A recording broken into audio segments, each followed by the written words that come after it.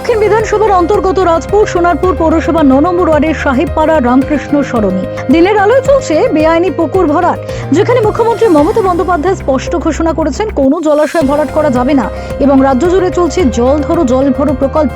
সেখানেই প্রশ্ন, কার অনুমতিতেই ধ্বংস? প্রশাসন কি দেখছে না, নাকি ক্ষমতাশালীদের সামনে সবাই নীরব?